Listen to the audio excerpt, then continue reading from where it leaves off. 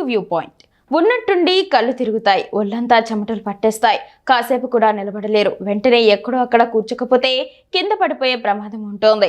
ఇవన్నీ low BP లక్షణాలే. శరీరంలో salt level sudden గా పడిపోయినట్టు ఇలా జరుగుతోంది. హై బీపీ ఎంత ప్రమాదకరమో ఈ లో బీపీ కూడా ప్రమాదకరమే. చాలా మంది యూరిన్ పాస్ చేసినప్పుడు అలాంటి లక్షణాలు కనిపిస్తాయి.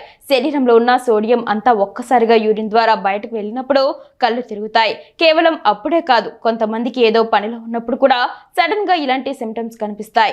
ఆ సమయంలో ఏం చేయాలో అర్థం కాక ఇంకా పానిక్ అయిపోతూ ఉంటారు. కానీ కొన్ని టిప్స్ ఫాలో అయితే చాలా త్వరగా ఈ కండిషన్ నుంచి బయటపడొచ్చు అని చెప్తున్నారు యోగా ట్రైనర్. మీరేదో ట్రావెల్లో ఉన్నారనుకుందాం, లేదా ఆఫీస్లో ఏదో మీటింగ్ లో ఉన్నారనుకుందాం. లో బీపీ ఉన్న వాళ్ళకి సడన్ గా కళ్ళు తిరిగినట్టుగా అనిపిస్తాయి, చెమటలు పట్టేస్తాయి. ఆ సమయంలో చుట్టూ ఉన్న వాళ్ళు కూడా పానిక్ అయిపోతారు. కానీ అలా ఆందోళనకు గురయ్యే బదులు వెంటనే కొన్ని పనులు చేయాలని చెప్తున్నారు యోగా ట్రైనర్స్. ఇలా కళ్ళు తిరిగినప్పుడు వెంటనే ఓ చోట ప్రశాంతంగా కూర్చోవాలి.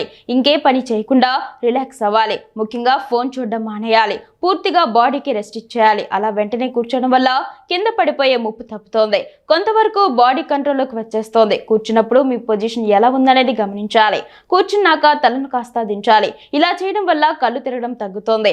ఆ తర్వాత కనీసం 3 సార్లు డీప్ బ్రీత్ తీసుకోవాలి. అంటే గట్టిగా శ్వాస పీల్చి వదిలేయాలి. కంటిన్యూస్ గా 3-4 సార్లు చేస్తే కొంత రిలాక్స్ అవుతారు. డిజీనెస్ కొంచెం తగ్గిన తర్వాత మళ్ళీ వెంటనే లేచి నడవకూడదు. ఇలా చేస్తే మళ్ళీ కళ్ళు తిరిగే అవకాశం ఉంటుంది. రిలాక్స్ అయిన తర్వాత కొన్ని నీళ్లు తాగాలి. ఈ కారణంగా బాడీ కాస్త హైడ్రేట్ అవుతోంది. మరీ ఎక్కువగా కాకుండా కొంచెం తాగి పక్కన పెట్టాలి. నీళ్లు తాగిన తర్వాత మళ్ళీ కాసేపు రిలాక్స్ అవ్వాలి. అప్పుడు అరచేతి మధ్యలో ఉండే నరాన్ని ప్రెస్ చేయాలి. ఇలా చేయడం వల్ల ఆ నరం యాక్టివ్ అవుతోంది. కనీసం 4 నుంచి 5 నిమిషాల పాటు ఇలాగే చేయాలి. ఇదే సమయంలో స్లో బ్రీతింగ్ తీసుకోవాలి. ఓ 10 నిమిషాల పాటు ఇలా చేస్తే నెమ్మదిగా బాడీ రిలాక్స్ అయిపోతూ ఉంటుంది. చెమటలు తగ్గిపోతాయి, కళ్ళు తిరగడము తగ్గుతోంది. కాసేపట్లోనే మళ్ళీ నార్మల్ అయిపోతారు. ఇలా తరచూ జరిగితే మాత్రం డాక్టర్ ని కన్సల్ట్ అవ్వడం మంచిది. అయితే ఈ జాగ్రత్తలతో పాటు ఆహారంలోనూ కొన్ని మార్పులు చేసుకుంటే లో బీపీ సమస్య క్రమంగా తగ్గుతోంది.